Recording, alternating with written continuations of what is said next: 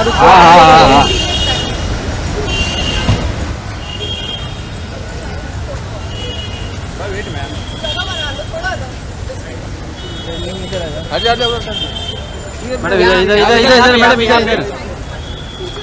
उतरो भाई भाई पीछे आ जाओ पीछे आ जाओ अरे हाथ नीचे आना यार, हाथ नीचे आना। अरे यार कोई नीचे नहीं आ रहा यार। हाँ ला मत मैम यहाँ पे यहाँ पे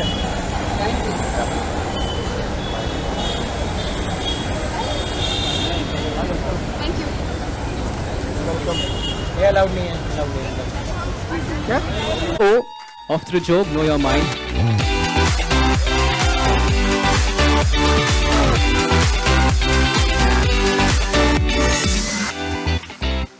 Last but not the least, guys, we have amongst us Shaheen Bhatt, who herself has battled through mental health problems and is now standing strong as a poet, author, and a screenwriter. A huge round of applause for Shaheen Bhatt.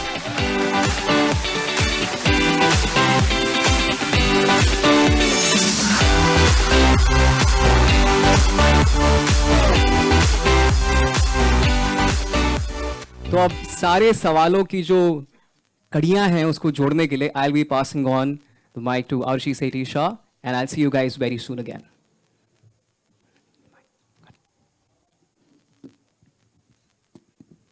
Hello. Good afternoon. Afternoon हो गए? All right.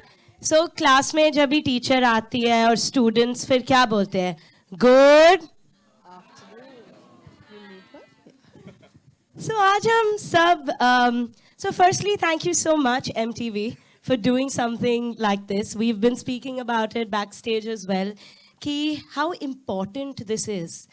The most beautiful point is कि हम सब जो room में बैठे हैं at some point or the other we've all been students, right? और जब भी वो शब्द आता था एग्जाम तो क्या होने लगता था? हम सब के मन में, माइंड में, स्टमक में थोड़ी चर्निंग हुई है. मुझे आज भी वो शब्द सुनकर डर लगता है. आपको? So we all have that in common, right? So we're here today to overturn that fear because it is unfortunate that society has equated our self-worth with scores. ये क्या हो गया यार? हम तो सभी इंसान हैं and every human is unique. And that's why I have with us here our wonderful panelists today to shed some light and overturn this perception that number one is great. Asal mein to, if you show up for yourself every day, you breathe every day, in that there is so much greatness. In being alive, there is greatness. And let's champion that more and more every day. So I want to welcome all of our panelists and thank you for being here. I want to ask all of us here today, beginning from you, Shaheen, what has motivated you to join this course? I mean, I think we all, like you said, I think we all remember how stressful or rigorous school was or college was for us at one point or another. And I think it was stressful whether you were a good student, whether you were an average student, whether you were a poor student, for different reasons. If you're a good student, there was a lot of pressure to continue to do well, to outdo your classmates, to perform consistently. And if you're a poor student like me, it was stressful for a whole number of other reasons because, you are constantly trying. And for me, I was a poor student, not for lack of trying. I tried really, really hard. 2 years in a row, I got the best effort medal in school. So I tried really hard, but that particular type of learning just wasn't for me. It wasn't my strong suit. And had I equated my entire self-worth, which I did at that time, with how I was performing in those numbers, it was a very poor situation for my mental health. I didn't do very well with that. So I think it's just really important for us to have this conversation, for us to talk about what it means to students, the pressures of school, the pressures of college, what it does to your mental health, And how we can't just constantly keep equating, like you said, our self-worth with that number. And I really truly believe that the scars that we collect in youth are the ones that tend to stay. So it's very important for us to not put students and children in situations like that as much as we can. So yeah, I just think it's a really important conversation for us to be having. Thank you, and thank you for joining us. Anirudh, what has motivated you to join the cause and be here today? Good afternoon, everybody. It's a real pleasure to see so many faces. Should I be speaking in Hindi, English? How are you all comfortable? If I reach your hearts faster through Hindi, I wouldn't even mind speaking in Hindi. Yet enough, I want to tell you, I'm here because I've been a mental health professional supporting the cause of student mental health since the last 35 years. I began my journey from Delhi as a student myself, having been through the pressures during those times, 3 decades back, to what it is a situation now. And we were just having a chat, how difficult life has become and how competitive it's become now is something where mental health has to take the front seat. And that's why I'm here today to talk to you all and see that though the face has been changing, yet enough, it is really essential that we all together stand up to this cause and support it. And school mental health has been my forte, though I'm a clinical psychologist and I support clinical issues too. But going to schools, propagating it to the student body and then to the parent body is what actually is my future goal till the time I live. Thank you. Thank you. And thank you for dedicating more than 50%, more than 80% of your life to children and their mental health. Thank you. Anshal, what has motivated you to be with us today? So I think it's simple. I feel parents have a lot of power over how children are. And if we can convince even one parent to stress the child lesser and for that child to be happier, have less anxiety, I think we'll be able to make a difference. And I'd like to speak about how I was a child and I was very bad at studies. And I used to believe absolutely that I won't be able to do anything in life. But well, clearly that's not true. And I could only understand that because there were certain people who believed in me in a certain way, who were not my parents. And that actually helped. So if I got that belief from my parents, that would be so different and so supporting. So the whole motive of me doing this or speaking here today is that if one of you also can be kinder, nicer, not saying that parents are not nice and kind to their children, but just more compassionate. And if it helps your children and you, that would be great for me. Thank you so much. Let's give it up.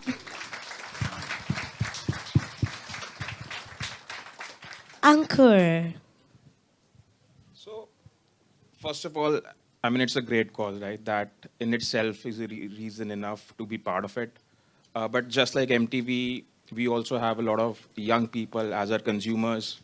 We speak to a lot of young people through our social media channels.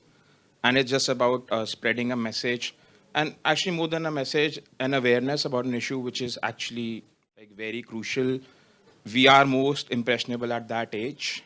So it's very important to send the right message across to educate people. And yeah, we try to help in whatever way we can. And on a personal level, something very close to me as well.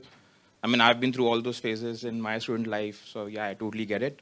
And yeah, happy to help and spread the right message. Thank you. Thank you so much for your support. And in this journey, we need everybody's support because सब एक time पे बच्चे हुए हैं, सबका मन है. And अगर हम बोली और सोच नहीं बदलेंगे तो आगे कैसे बढ़ेंगे? Yes? All right, so that brings us to what has joined us in this cause together.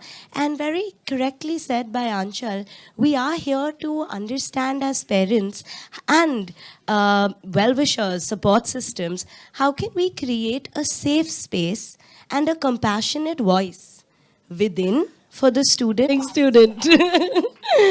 So like we saw, right, we do some of us like 90%, some of us we do And that has been the level that we've always had to achieve. Anchal, coming to you, what were your struggles during your academic journey? So I firstly think that I'm not good at math. I'm not good at science. But if you're not good at math and science, you're told to do maths and science. So then I thought, okay, fine, I will do business or law, because those are the professions only that we respect, right? Nobody thinks a psychologist can make money, or a hairstylist or a tattoo artist can make money. But actually, they do make lots of money. But we don't know about it, and nobody talks about it in schools. Nobody talks about it to parents. So the struggles that I had were that I was really bad at concentrating in class, and mostly not because I was dumb, but because I came from a very troubled household where there would be fights, where things would happen. And we think, right, if the child is studying in the other room, we are fighting, something is happening, or we are having financial problems, that the child's job is to focus on the studies and it won't affect the child. But in actuality, that affects the child a lot, and that affects the ability that the child has to study. So some of my struggles were around that time, and also studying subjects I really didn't like. Like, my strong suit is not writing an exam, it's speaking, which is why I'm trying to speak here. And thank you so much for working on something that is not the most comfortable. Sach to yehi hai ki discomfort, and in discomfort lies our largest growth. So thank you for that. Parents, ek aur question sabke liye. Would we like if our child did everything right? Would they become better, more perfect and successful adults? अगर सही सब सही करते, हम बोलते हैं ना, don't do that, bad girl, bad boy, गलत है. सही करो, सही से बैठो, सही से wish करो. तो if our kids did everything right, वो better humans बन जाते. हमारी इतनी जागृत audience है. I'm loving it. Thank you. So, Anurit, coming to you. Do parents often project their own aspirations and ambitions onto their children? And is that right to do? So it would be a little unfair for me if I'd say that, yes, all parents do it, but mostly parents do that. So many a times you'll hear कि doctor के बच्चे तो doctor बनते हैं, engineer के engineer बनते हैं, artist के artist बनते हैं. And that's how it goes on. Yet enough, the truth is that right or not? We need to understand as parents that children come through us. They don't come from us. They're not supposed to carry on your dreams, aspirations, and what you have actually not been successfully achieved yourself. They are what they are, with their own talents, passions, interest, aptitude, intelligence. And we as parents are actually we are supporters for them to go through their life journey in a way so that they first recognize and uncover these talents. They explore their own interests, look at their capabilities and abilities. Many a times we parents keep on struggling with them to make them reach the best scores academically, but they may not be interested. You'll be shocked to know, even now when I do career development with students, I have people coming at the age of 40 years when they want to change their line. They say that I'm an architect, I'm a lawyer, and like she was also just talking about it, you may want to do something and then decide this is not what I want to do. Because your passion and interest may not be there. So as parents, it's a real message for me, from me to all of you, that you may aspire a lot and you may dream. And we can do our own dreams and aspirations, fulfill them even at 60. Because we are passionate about it. But please do not force that onto your child. Help your child recognize her own talents and actually explore that and come up and become the best versions of themselves. That's my real plea to all of you. Thank you so much for that. That was beautiful. Children come to you, not from you. And to somebody who's been very close to me personally and also professionally, somebody I admire for the human being she is, my next question is to you, my mental health champion. Your parents have had a prolific film career, and mom herself has been an actor in many celebrated movies. Much of your environment is also focused on visible success, you know. I mean, who understands it better than you? Seeing people day in and day out, which the limelight cannot get enough of. Did you, Shaheen, ever feel the pressure to achieve, you know, extraordinary feats, awards, or feel like replicating your parents' success? Yeah, I think definitely at one point or another. But I think like any child, because I think that's what we're talking about, primarily the thing that I wanted the most was to make my parents proud. Every child has that, right? I want my parents to be proud of me. I want them to feel good about the things that I'm doing, that I have done. And at that time, when I was in school and when I was in college, I think the only way that I felt I could achieve that was by doing well in school, by doing well in college, by, you know, acing my exams, by proving myself to be intelligent, by proving myself to be hardworking. And every time I fell short of that, it felt really bad. It felt horrible. And I was very lucky. My parents were really, really balanced about my academic journey. My mom always told me, she said, you know, as long as you do your best, any outcome is absolutely fine. You know, they never pressured me to be a top-ranking student in that sense. So I was very lucky, but it didn't, as much support as I got from them, that deep need, that desire within you doesn't really go away. It stays with you. And I just feel quite sad for myself as a child now when I look back, because I don't think any parent, when you hold your baby, I don't think you look at them and think, I will only be proud of you if you are a top-ranking student. I don't think any parent thinks that. And I think what happens is we get just very caught up in certain ideas of success. So when you talk about pressure to be successful, yes, at one time or another, I thought this is what success maybe is supposed to look like. And what I realized was that my idea of success was just slightly warped. I know a lot of very outwardly successful people, that are inwardly not very successful people, that are not very nice people, that are unpleasant people. So I think the question to really ask is, what is success? What does a successful person look like? Is it just the fact that you make a lot of money, that you do very well in school? Because I think it's so much more than that. It takes a lot of different facets to make a person well-rounded. And what the word success I use for want of a better word, but yeah, it takes a lot more than just one thing to make someone successful. And that's so beautifully put. I think the pursuit needs to be one of excellence over success. Yeah, and thank you for sharing that with us.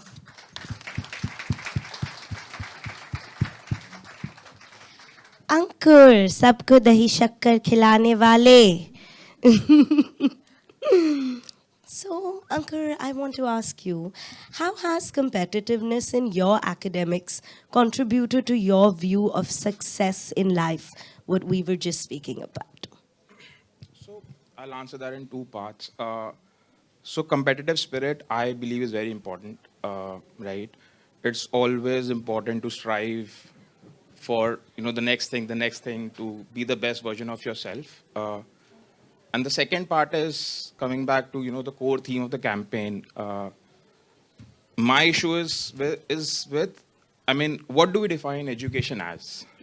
Is it getting good marks? Is it me knowing 10 chapters of history, 10 chapters of geography? Or is it me building my foundation? Because when I'm at the student age, I'm building my foundation for what I will become as a person, you know, down the line.